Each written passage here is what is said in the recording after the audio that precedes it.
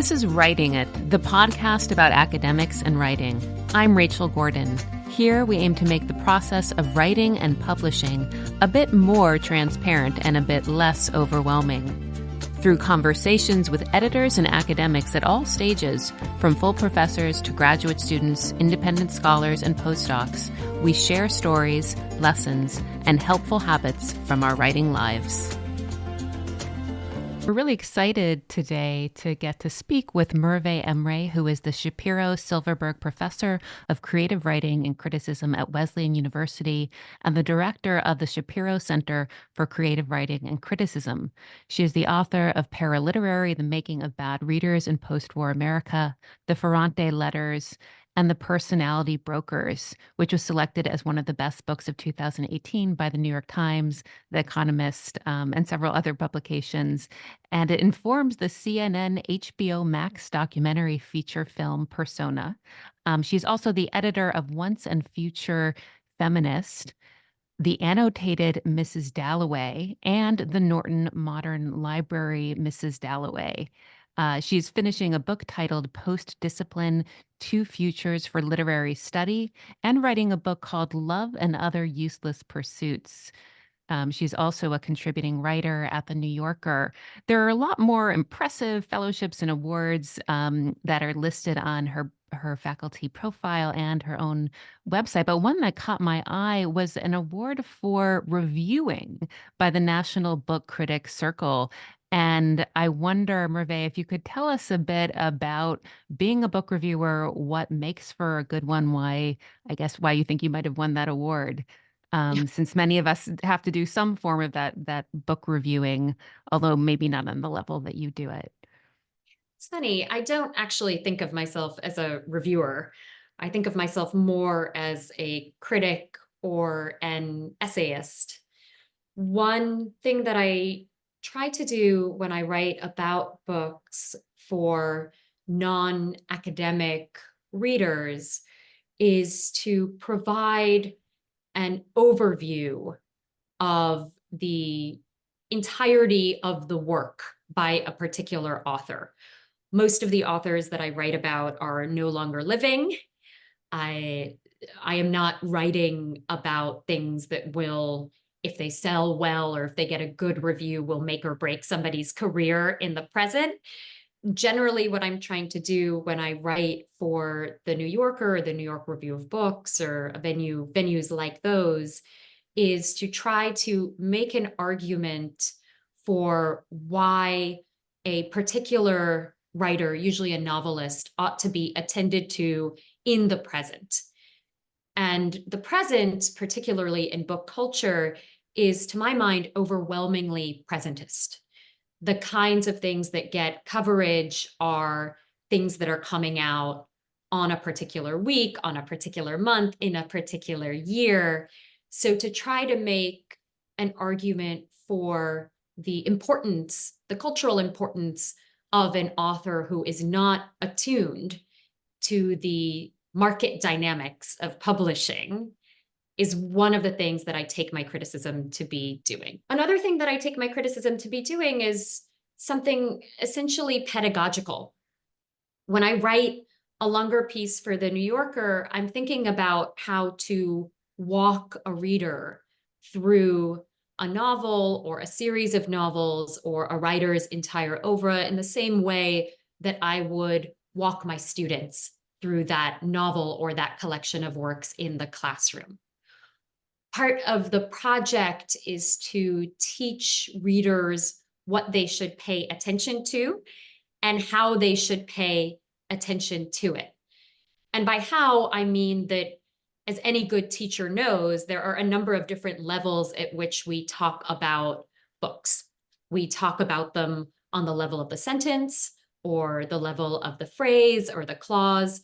We participate in the practice of close reading. We talk about them on the level of genre and of form. We situate the kinds of generic or formal choices that a novelist or a poet is making within a longer history of those genres.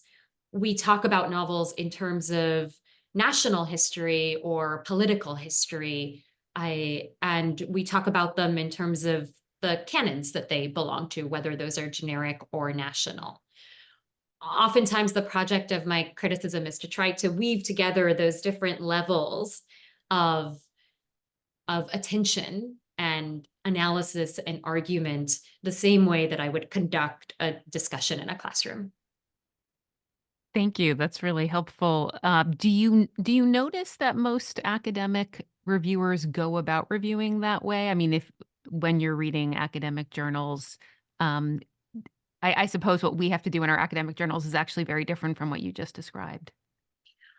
I, to the best of my knowledge, much of what gets reviewed in academic journals are peer-reviewed publications coming out from university presses.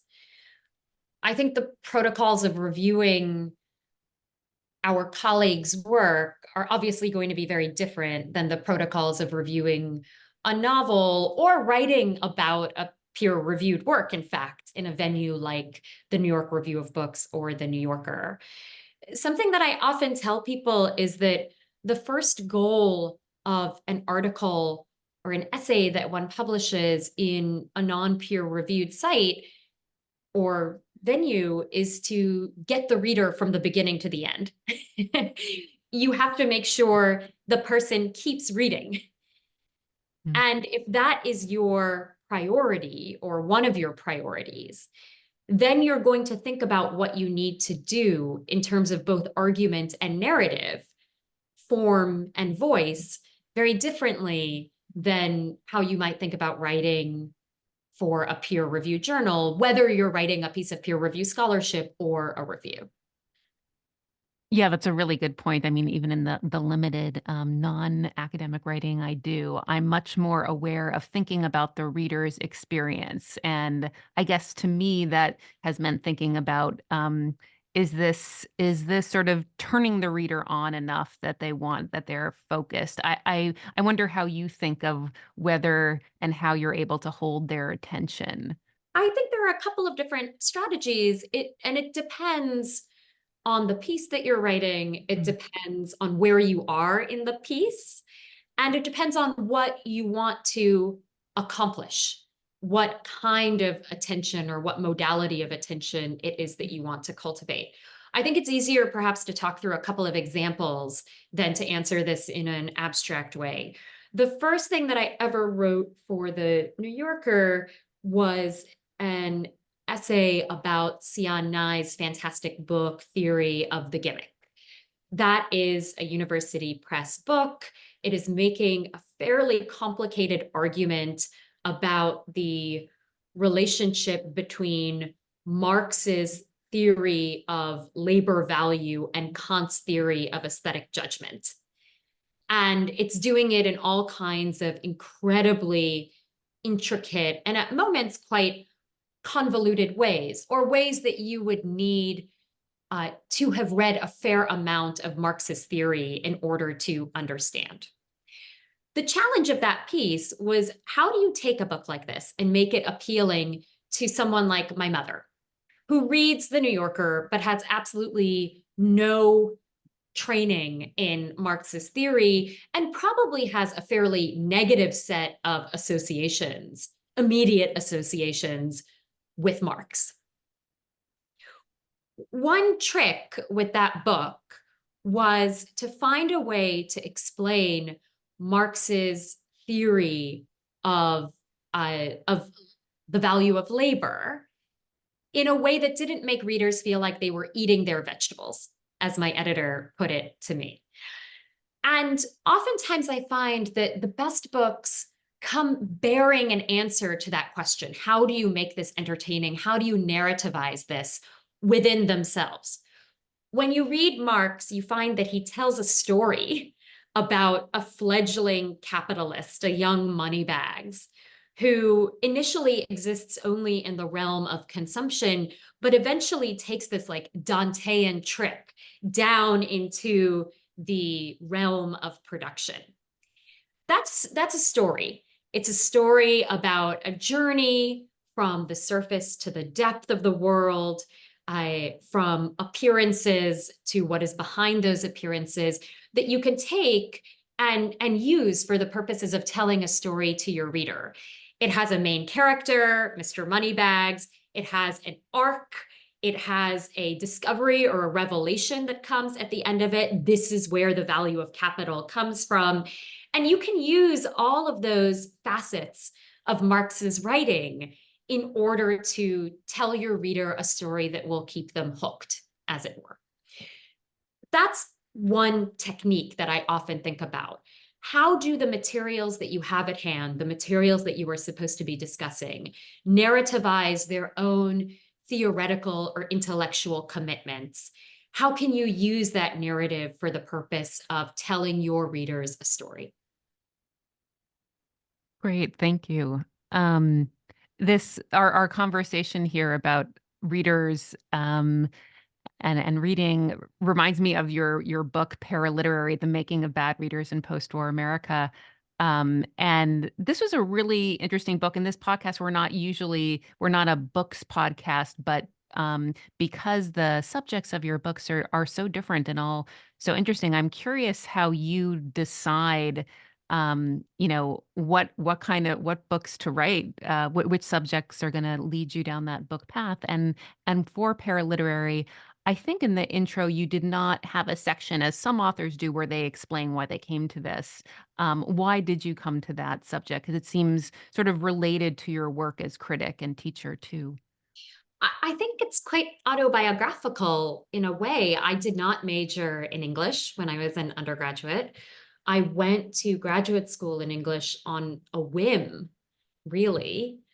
I had taken a number of English classes when I was in college. I found them so enlivening and I felt so happy. I felt such a deep, deep sense of pleasure when I was in them that when I went to work for a management consulting firm after I graduated from college, all I wanted was to be able to reclaim those feelings of pleasure and deep absorption and the conviviality of the classroom.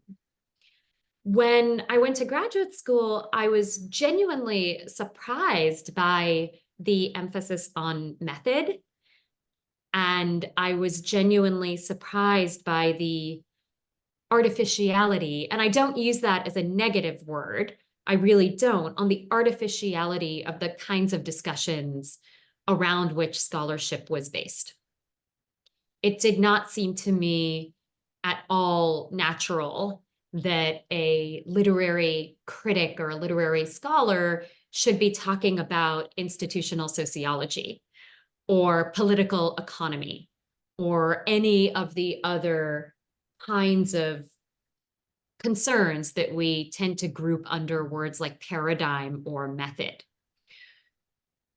So one thing that I tell people is that I really was a bad reader when I got to graduate school, in part because I was a reader who simply hadn't been socialized into the kinds of protocols that higher inquiry in literary study often demands. And I think for my entire career, I've been much more sympathetic to the readers who exist outside of those structures of socialization. And I seek out the readers and the spaces that are outside those structures of socialization myself. So that's really what motivated Paraliterary. I think every book that I've written since is actually interested in a form of literary socialization that exists outside of the English literature classroom. The book on personality typing is about a way of reading character badly and what the advantages might be of having a kind of degraded vocabulary with which to read people's characters, and how a more refined vocabulary can emerge from that degraded vocabulary of character reading. The Ferrante Letters is about reading with other people and writing in an epistolary form that is more temporally constrained and circulates in a more semi-public or semi-private way than much of the writing that we do either as academics or as non-academic critics.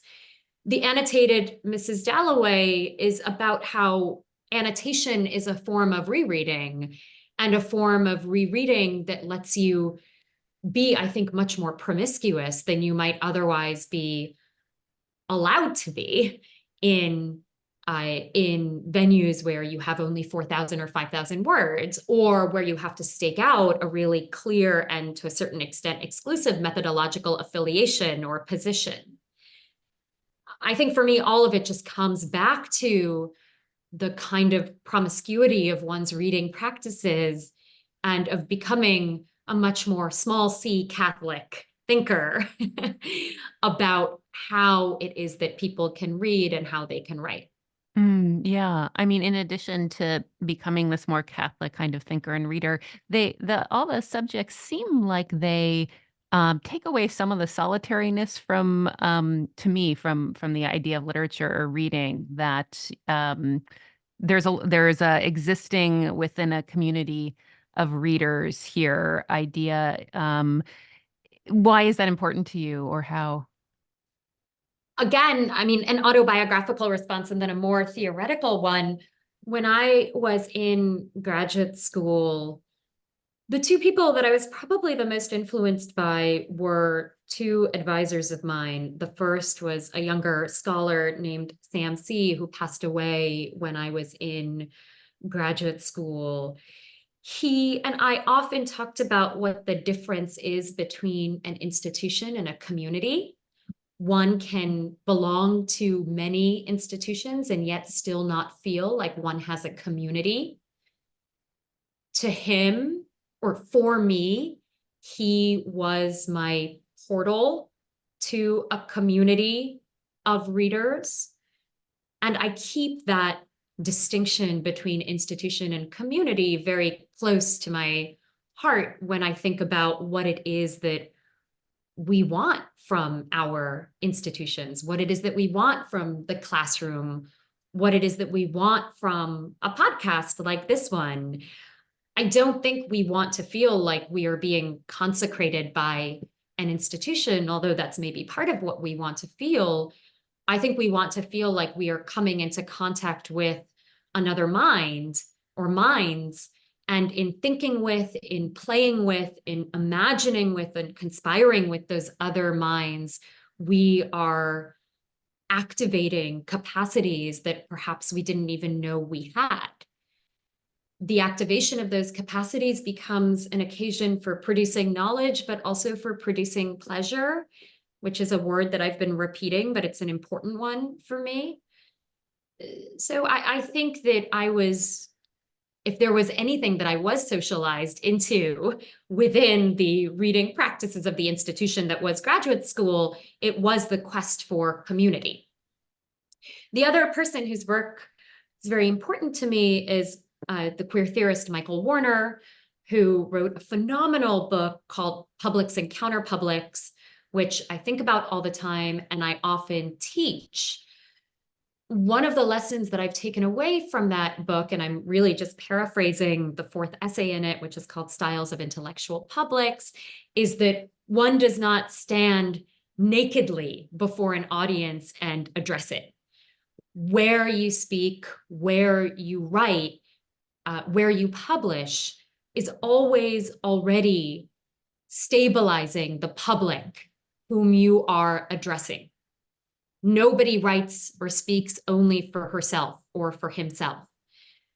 To not think about the other people that you are in conversation with is to miss an extremely important element of what we are doing when we practice or perform criticism. Right. That makes me think too of your work in the, I guess it's called the Shapiro-Silverberg, or the what is it called? The It's just Shapiro the Center. Yeah, just the Shapiro Yeah, Shapiro yeah, Center. yeah. So is there at the Shapiro Center for Creative Writing, are you thinking of creating a community of writers there? How is community part of what you're doing? I think community is maybe the most important aspect of what I'm doing. I don't think it's just a community of writers, although it's certainly that. Part of the appeal of the center is that it is serving as a bridge between a rigorous liberal arts education, and the reading and writing practices of the creative industries. When you think about it, there actually isn't all that much overlap between, for instance, the traditional English department or comparative literature department and the people who are responsible for making and circulating and judging books outside of the university. My query at the center is, what could you do, both curricularly and co-curricularly, to try to create a greater overlap between those two groups of people? I think this is actually much more important for students than it is for our colleagues, because I think students, particularly those who come to a humanities discipline, come to that discipline because they gain immense amounts of pleasure from reading, from writing, from talking to other people about what they're reading and writing.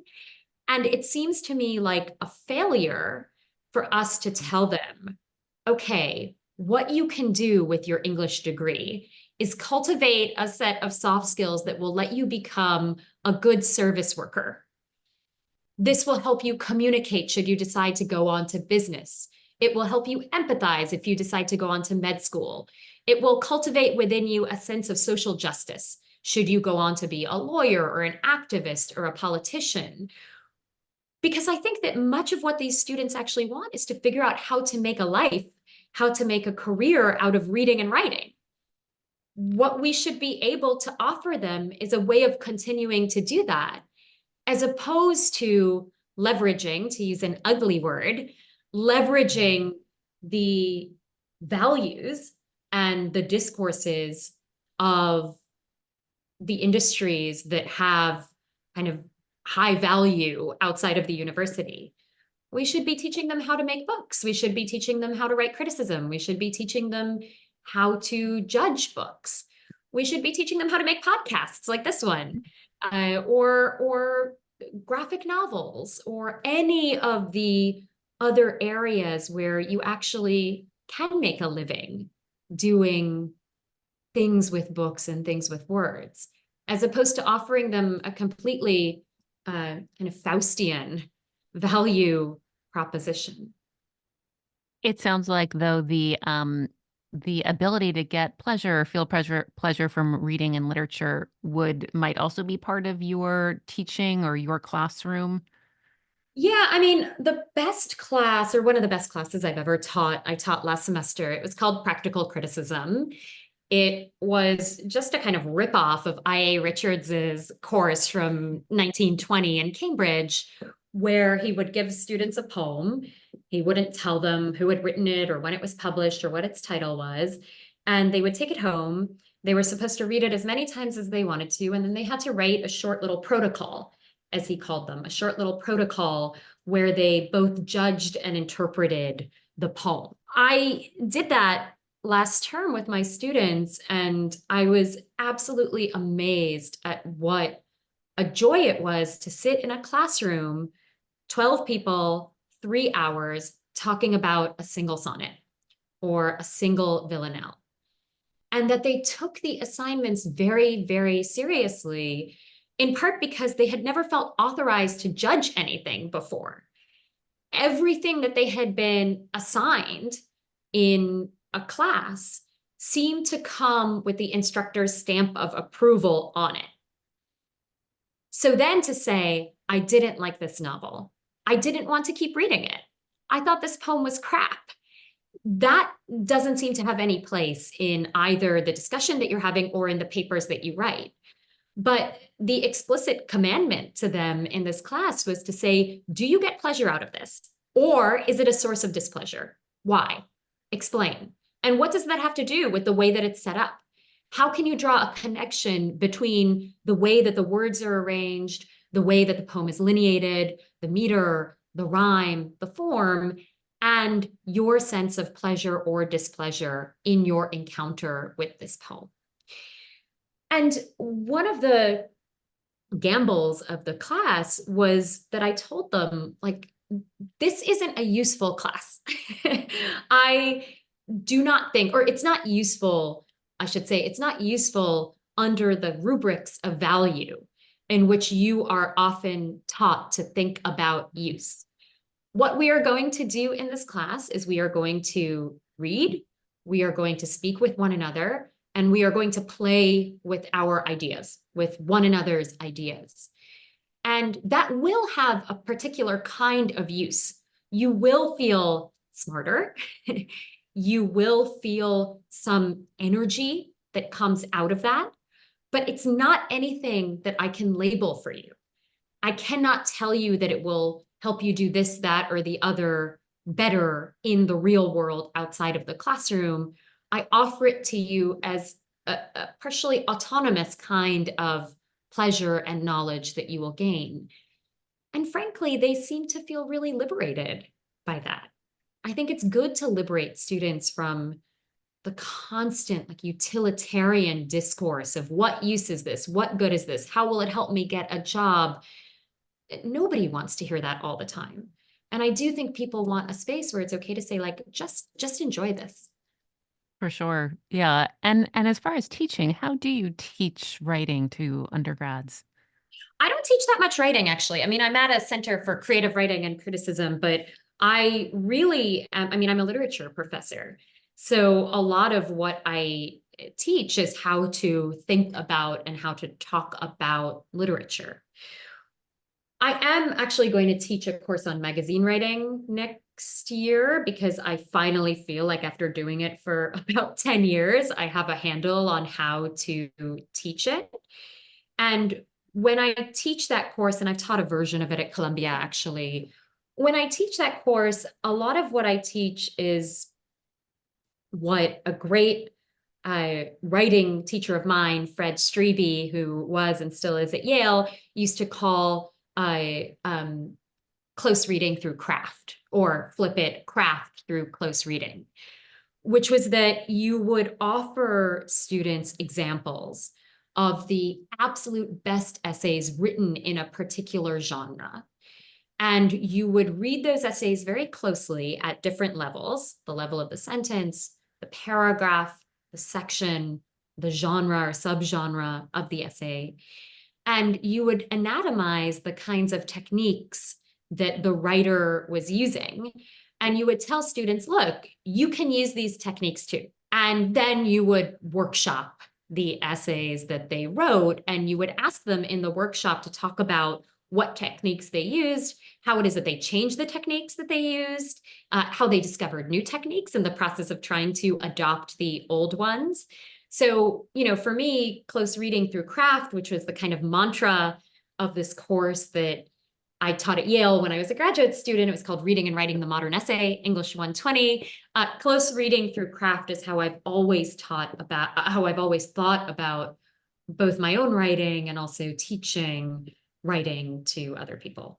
Yeah. And as you mentioned, you've been writing for the New Yorker for a while now. I'm curious what the being edited at the New Yorker, what that's done for you as a writer. What have you learned about writing, and maybe for those of us who are used to just being edited by academic journals and academic presses, how it is different? Well, I mean, not to be totally, not to be too polemical here, Rachel, but I have never really had any experience being edited at an academic journal or an academic press.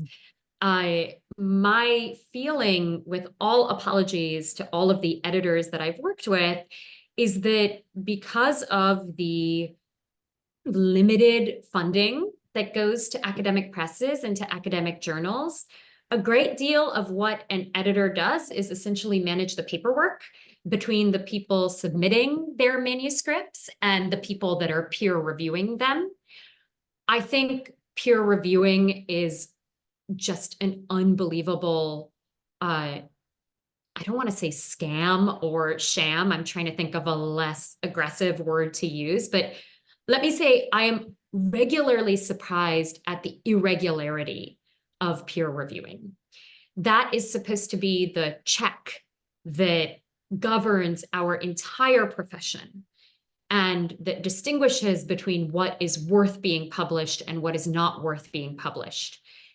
Anyone who has gotten a peer review back knows that you can receive something that is 6 pages long, goes page by page through your manuscript, gives you wonderfully helpful comments, catches errors of fact or grammar that you have made, and does the unbelievable and uncompensated service of making your work better.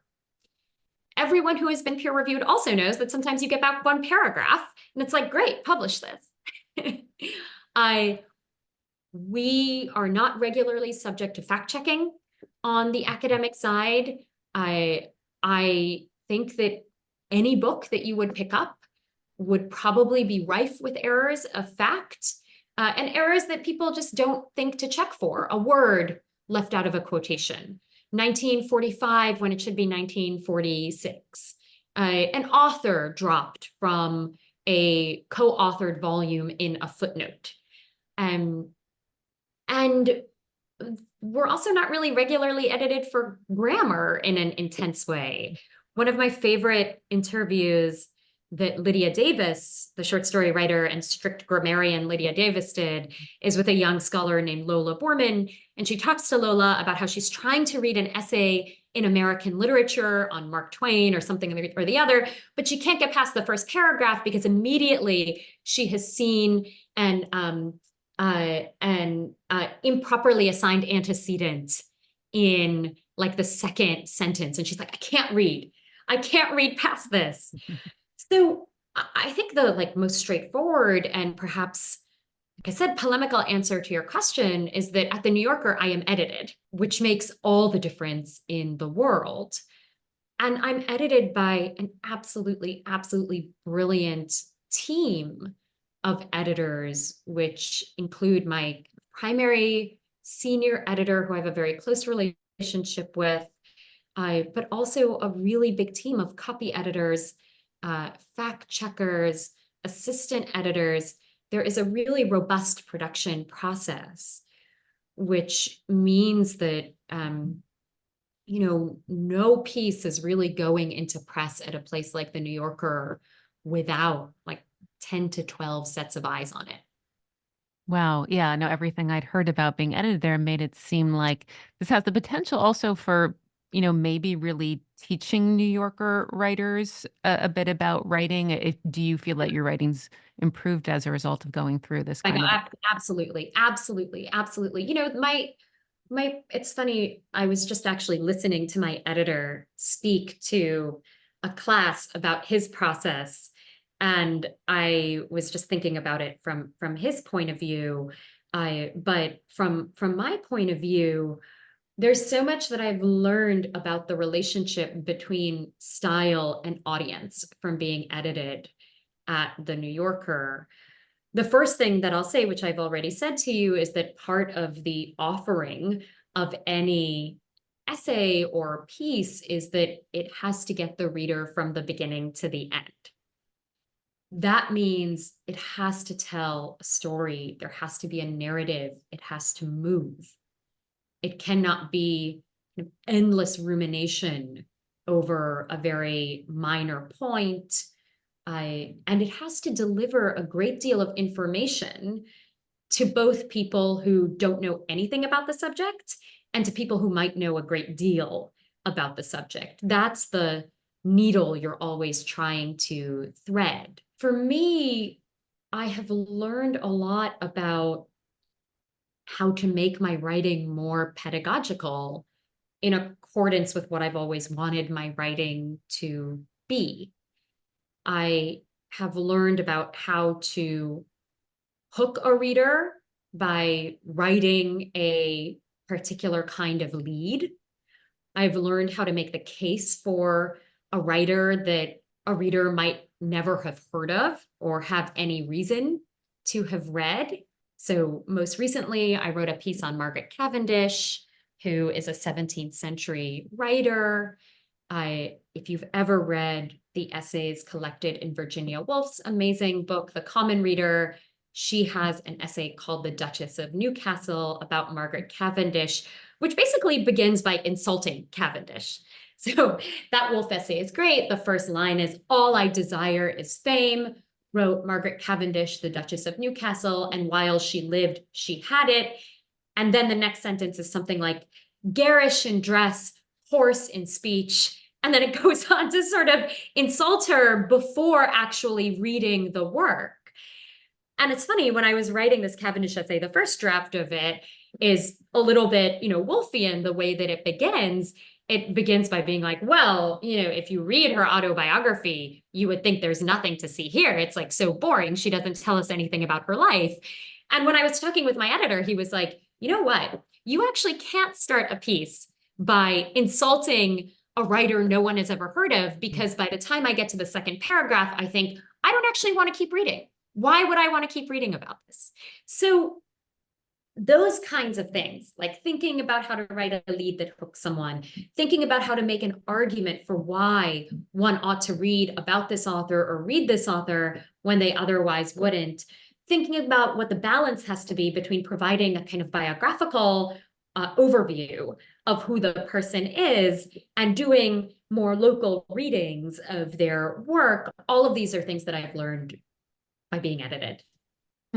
Yeah. What you say reminds me too, I know there are many academics who feel, oh, I don't have subject matter or material that is kind of timely or relevant. And so I probably couldn't do popular type of writing. But I mean, to me, your writing is a case of proving, if with the right style and sort of awareness of what the reader needs, it should be the case that a good writer can often, should be able to make the case in many situations for why, although I didn't realize I was interested in this topic or person, Right. I might enjoy actually making my way through this whole essay about it.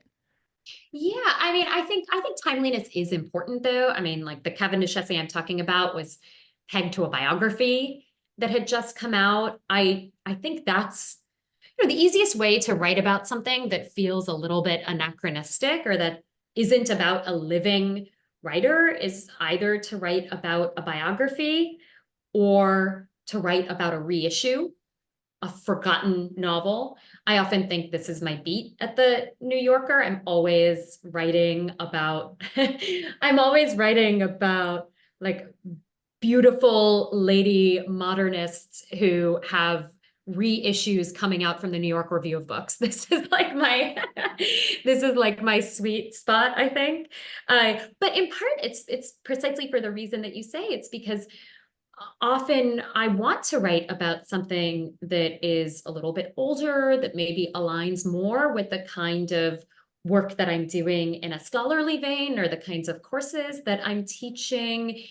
And the occasion for that is always it's not going to be a novel by a debut author being published in 2024 by one of the big five publishers.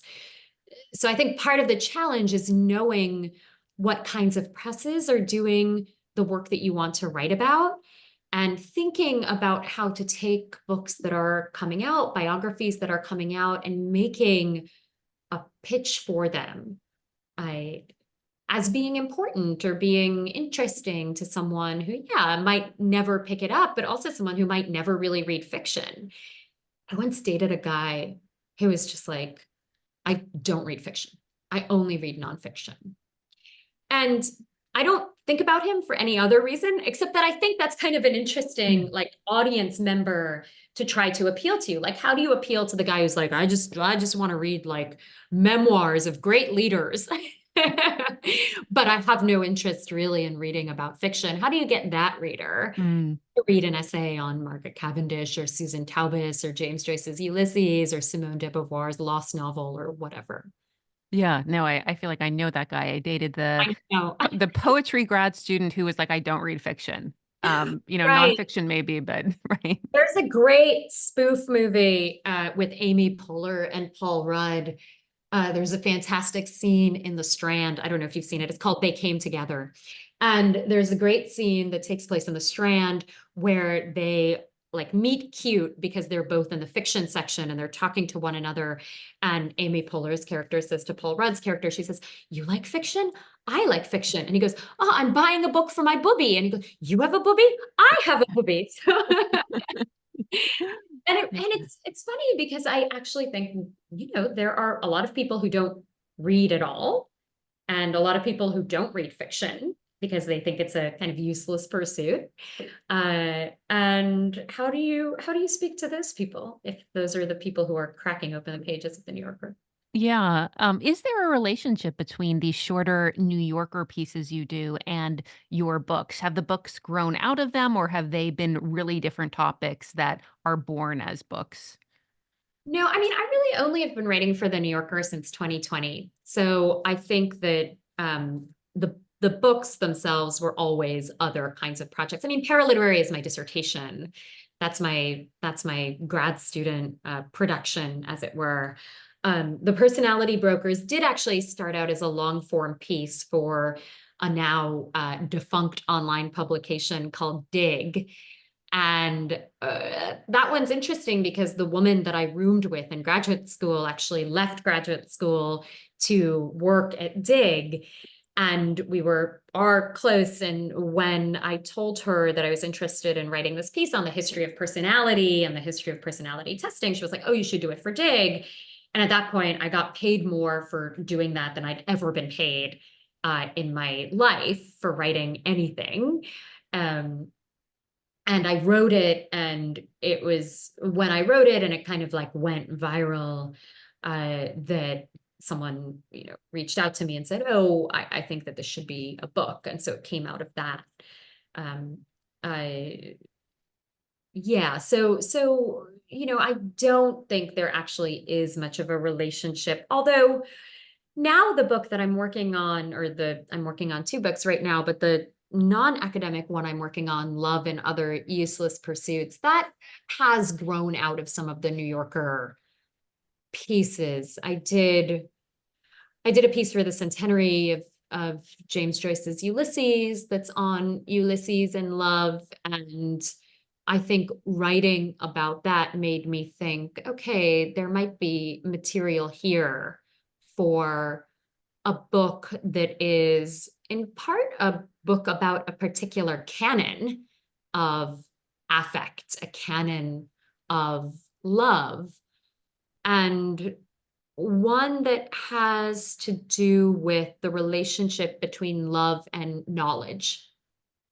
I have a piece coming out in Raritan in their winter issue called Love as Aesthetic Education. And it's a pretty long reading of Goethe's Elective Affinities, Emerson's Essay, Love, and Virginia Woolf's To the Lighthouse, all three of which are all three of which are in dialogue. And the argument of that essay is, or the question that essay asks is it possible for love to teach us anything after passion fades? If it is possible for us to teach us anything, what does it teach us? And part of the argument that I make in the essay is that it teaches us a way to revitalize the memory of passion without the feeling of passion, that is analogous to how we want to ideally judge artworks, to be able to summon up their charm and the pull that they have on our heart, but while also preserving an element of rational thought, of reason in our processes of judgment.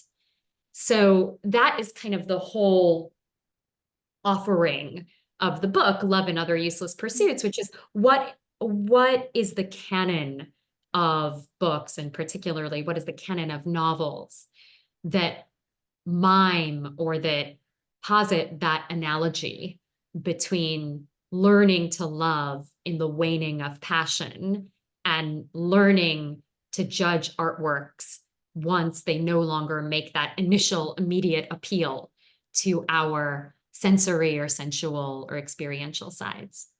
Hmm. Hmm, yeah, I mean, you mentioned that there's kind of two books in progress, it sounds like now. I guess that's not uncommon with academics, but I think many of us struggle with actually working on too. I'm curious what it looks like for you since you're also doing things in a classroom and in a writing center. Well, I mean, the academic book has sort of already, I mean, all of it is written. It's just, I keep telling my editor this, I need like a year that I don't have to do that one big revise that makes it a book as opposed to 6 essays. And that book, Post Discipline, is interested in what the discourses of value are for literary study after theory. The other writer, the other scholar who I am most influenced by, I think, is John Guillory, who wrote a book called Cultural Capital, came out in 1993, was recently reissued for the 30th anniversary, and I wrote an introduction for it. That book is a sociology of judgment and a sociology of the classroom and the role that judgment plays in the classroom that takes us up to the waning of high theory in the late 80s and the early 90s. The question that post-discipline asks is, okay, what happened after that? What were the rationales of reading and writing and of judging work such that we could decide to teach them that became dominant once theory was no longer the paradigm or the discourse of the present?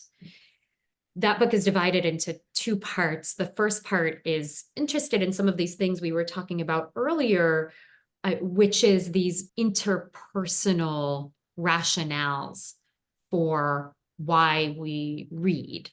So reading for leadership or empathy or a sense of social justice. And where I locate those rationales isn't primarily in the English literature classroom, but in professional schools that have increasingly started to incorporate literary education as part of their credentialing processes. Business schools that have literature and leadership or literature and leadership ethics courses, medical schools and the rise of narrative medicine, and law schools and reading law and literature together. So that tries to use the professional school to create a kind of panorama of ideologies of reading that I think we're seeing more and more in the undergraduate and also the graduate classroom. Part of the argument of the book is that they actually originated elsewhere and now are kind of trickling down or trickling across to these different tiers of literary education in English classrooms. And then the second half of the book is interested in what literary study might look like if we reincorporated some of the protocols that were excised from the discipline in its period of professionalization from, say, 1920 to 1980. And there I'm interested in things like philology, what it would look like if instead of writing kind of strictly interpretive works, we were doing and giving credit to people who do much more philological work. Annotation is part of this, but so is transcription and translation. Grammar is another part of that. What would it mean if writing and literature were more closely incorporated as they, I think, ought to be, as opposed to having this strange schism between those who teach writing as a merely technical or menial skill, and I'm putting quotation marks around merely, and those who teach literature as something, as a domain of knowledge that is more central to the humanities as opposed to auxiliary or technical. And finally, criticism. What would it mean if judgment were more explicitly a part of what we do, both in the classroom and in our writing? What if we thought about ourselves as persuaders and consecrators first and foremost, rather than or in addition to being producers of knowledge? And as you might here, from the way I'm describing the second half of that book, it really links up with a lot of what I'm doing both at the center, but also in the writing that I do at places like the New Yorker. Part of the reason I think that book is taking a little bit longer is because I'm actually trying to figure out how to live out some of the propositions of the second half of it, as opposed to just writing about it and not really doing anything about it. So living out would be like, what do you mean by you're trying to live them out? Oh, so, one of the things I'm doing at the center, or what the center is going to be, is a home for a couple of minors that I think could link up with disciplines across the university and across divisions, not just with the humanities or the social sciences, but also with the sciences. And right now, those minors are criticism, journalism, translation, broadcasting, podcasting, all sorts of forms of oral criticism, and also book arts. What I'm thinking about there is how to, again, incorporate these things or these areas of craft that have been treated as the handmaids of literature proper into the everyday work of making objects of criticism, of pleasure, of knowledge. And I think that one of the great mistakes that English departments have made is to kind of cordon off writing from literature, comp from literature, but also increasingly creative writing from literature, and to treat these things as if they weren't completely integral to one another. The proposition of the center is, what would it look like to actually bring all of these things back together? And that's also the proposition of the second half of Post-Discipline. That's the kind of second future for literary study that I see. The first future is for us to really lean into these neoliberal, human capital, whatever you want to call it, discourses of preparing students for the service economy. And sometimes I pretend like I'm agnostic about these two things, that I'm just being descriptive, but obviously in what I'm doing, I have a clear preference for one over the other. Yeah. There's two questions we've been asking all guests, and one is, what is something you wish you had known about writing earlier in your career?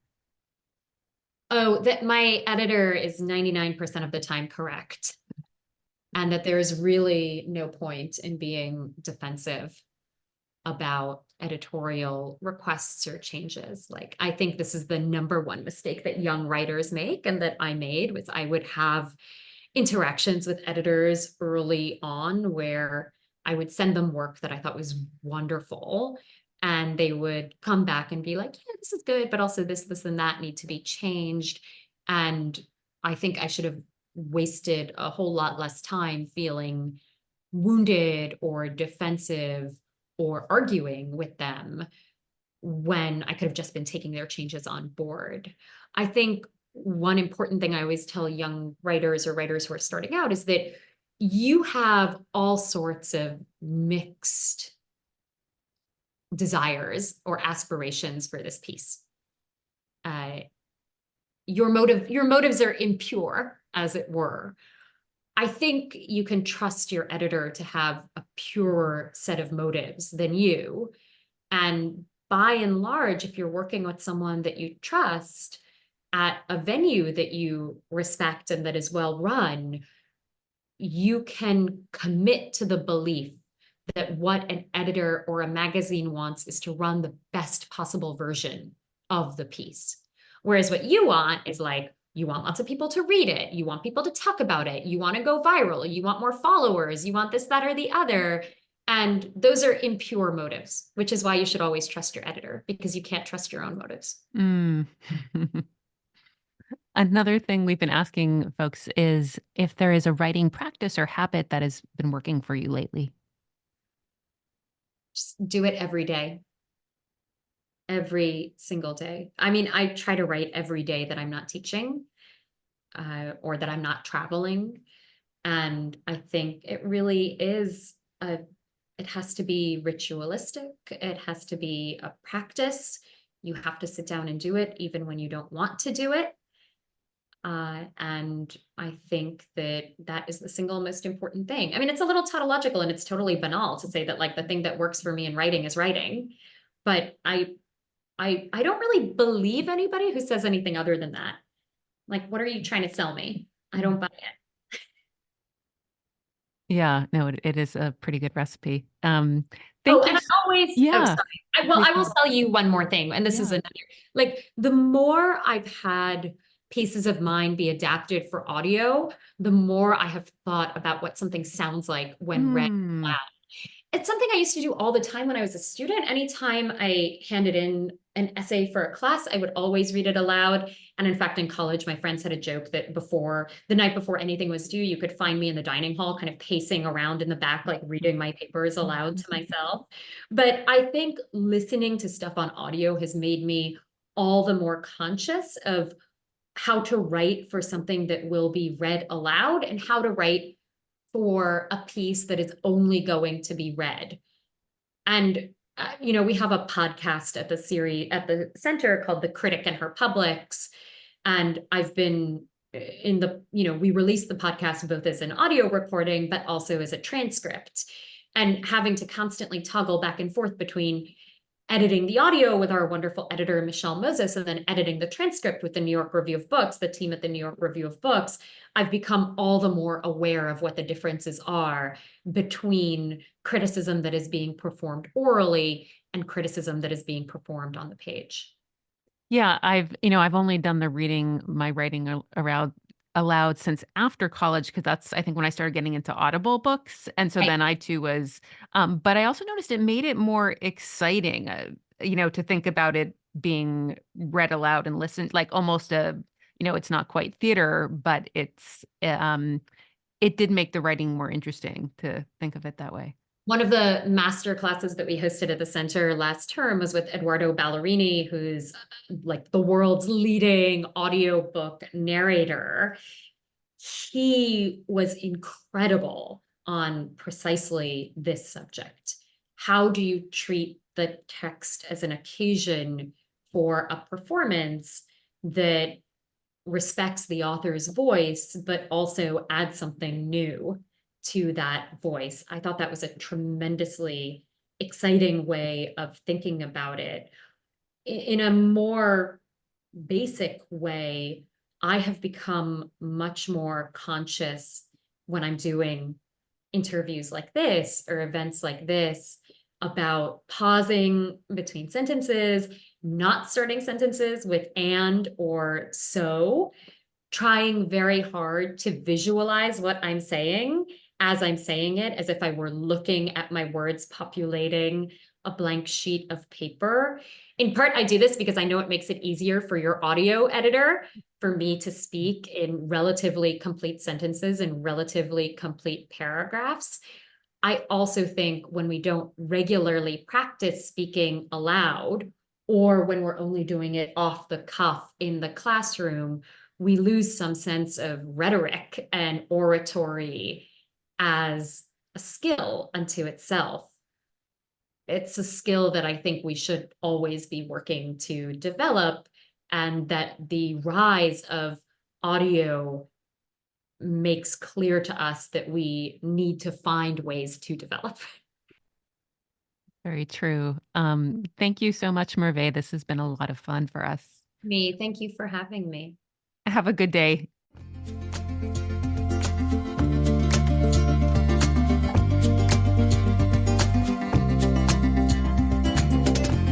Thanks for listening to Writing It, the podcast about academics and writing, sponsored by the Center for Jewish Studies at the University of Florida.